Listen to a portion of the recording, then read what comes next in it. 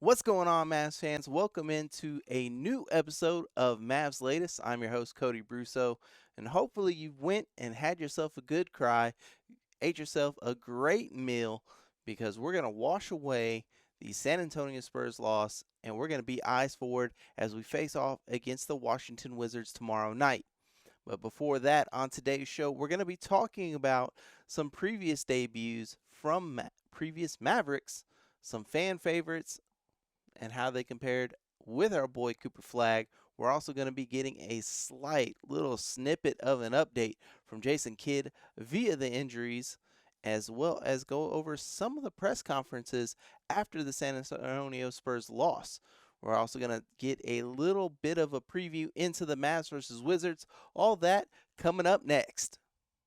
Now, Mavs fans, look, I know many of you have already smashed the panic button. I've been seeing it all day online, but I'm here to tell you calm down, cool your jets. I've had some fans even talking about how we shouldn't have drafted Cooper Flag. We should have went and got somebody else. Like, yes, Edgecombe had this blow up of a debut compared to Cooper Flag. But it's okay, guys. It's okay. Remember, Cooper Flag is only 18 years old. Cooper Flag played the power forward position. Sometimes would play the center. Sometimes would play the small forward. You know what he never played? Point guard. You know what he's being asked to play now? Point guard. So let's cool our jets just a little bit. We're putting so much pressure onto an 18-year-old kid and forcing him to adapt to a new system. Now the NBA, he's playing against grown-ass men, and we're asking him to do something he's never done, and that's facilitate as a point guard. He himself, even before the summer league, talked about how even playing with two bigs like Lively and AD, that's something he's never done. He's normally been one of the bigs himself. And now he's got guys that are bigger than him. So this is all going to be a learning curve that is going to take everybody some time, but let's be real here. Hopefully, we're going to see Cooper Flag at small forward in his natural position, because the point flag, I was against it before the game. Hopefully, we see that the experiment was not a rousing success, and hopefully, we'll get a actual point guard in the point guard position. We saw PJ Washington honestly be the best Maverick out there. If we're calling a spade, he was the best Maverick in the game. So imagine that coming off the bench. Like I said, PJ Washington, a shoe in for six man if we utilize him properly. But again, we're going to cool our jets off just a little bit here. We look at some previous debuts. We look at the debut from Luka Doncic, who he himself only had 10 points as well. He had 8 rebounds and 4 assists in his debut for the Mavs. Or we can even talk about the greatest Maverick of all time, Dirk Nowitzki, having 2 points, no rebounds, and 4 assists. So again, guys, let's not overreact off of this one game. And again, he was going against Wembanyama, who was coming out motivated off of the surgery and everything like that. I think it potentially could have been a different circumstance had we had Gafford back. We needed somebody that was really going to try and bully him around. I think that's the role that Gafford is going to be playing in this three-headed monster. But hey, he was on a mission last night. He was hitting shots that 9 times out of 10 he probably wouldn't make, or we'll say 4 out of 5 he wouldn't make. You know, the and 1 3 and stuff like that. He was lightning in a bottle night. Happened to be against us. Is what it is. But speaking of Gafford, he is on the way back, little by little. He is listed questionable now instead of out for Friday's game against the Washington Wizards, but it's all a positive, development. He did miss the season opener last night, like we said, but Kid said, and I quote, "He did some stuff today, and we'll see how he feels tomorrow." Gafford went through a post-practice drill that includes spot-up mid-range shooting, one-on-one defense, and free throw shooting, and his initially billed as questionable for Wednesday's game, but was downgraded to doubtful because of soreness. So he's working his way back into game shape. That way he can be out there for us. But him going from, out to questionable is a big step forward.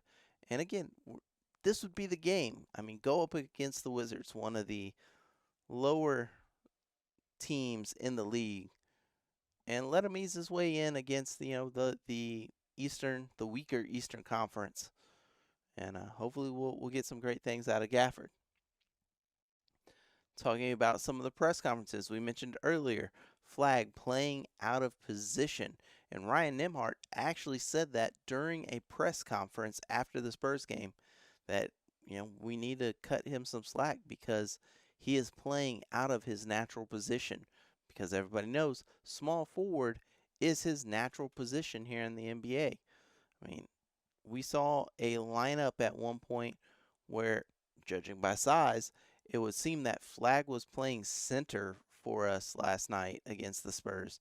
So we're having him play in this flow, new era basketball where he doesn't have a true position, which is going to take some getting used to. And honestly, I don't see working out. Another thing, PJ Washington, he's loved PJ, glad he was able to resign. But PJ said, you know, we as a team didn't do enough. PJ, who again I think had the best game out of the Mavericks, was still owning up to it, saying he should have done more.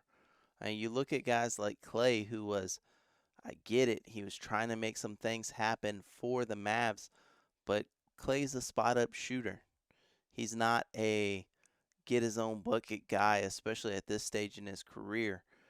But he was still sitting there trying to ISO, take these wild, one footed 3-point shots. So, again, the stagnant nature of this half court offense has got these guys doing things that they normally wouldn't do. AD said that we were playing too much ISO. That's another press conference for you. He said in the press conference, we're playing too much ISO ball. We need to move the ball more and get guys open. And again, AD, that's kind of on him. There were times when he got the ball at the top of the key and stuff like that, and we reverted back to the old AD, the AD that Lakers fans were a little upset with at times because it became ISO ball AD. And we saw a glimpse of that last night, but at least now Anthony Davis knows. He locked in and said, hey, we're playing too much ISO. I got to stop that as well. So some great things out of the press conferences, these guys saying the right things. Hopefully they will now implement the right things. We do take on the Wizards tonight on Friday, and we are the favorites to win this one, 72% favorites to win this game. We are going up against a Wizards team that was bottom of the league last year as well. They were just constantly getting blown out. They did come off of a loss to the Bucks as we come off of our loss. Here's the thing though. Wizards put up 120 points against the Bucks. We only put up 92. The Wizards themselves shot 46.9%. We shot 37%. They had 56 rebounds against Antetokounmpo and the Bucks. We only had 37. So these are all things that you could say, well, we played Wembanyama. He was only out there for a portion of the game. There's still no reason that we, after saying, hey, we're going to try and be a top 3 defensive team, we're going to try and grab rebounds and run. That's going to be our identity. And we're getting out-rebounded, outpaced, and everything like that. So I do think we're going to beat the Wizards. I do think we should beat them dominantly in the fourth quarter. I think the first and second quarter, honestly, this Wizards team is going to give us a scare. We're just going to have to weather the storm, and then we'll finally be able to put it to them there in the second half. And I truly, truly hope Kid says, hey, I want to try something else. Maybe start D'Lo. Maybe start Ryan. But we need somebody besides Cooper because we're putting too much on an 18-year-old rookie to facilitate this offense. That's going to do it for today's show. Let me know down in the comments what you think. Is Gafford going to be finally able to return to us? That way we can complete our three-headed monster down in the paint. Is the Mavericks stagnant offense, was that a one-off? Are we going to see them blow it up and just put it to the Wizards? And what do you think of Washington, PJ Washington, stepping up? Is he the second best player on this team, or is Flag still that second best? Maybe you think Lively right now is the second best player on this team. But PJ trying to step up and be that veteran voice. Let me know what you think, guys. I'll see you after the game. But until then, peace.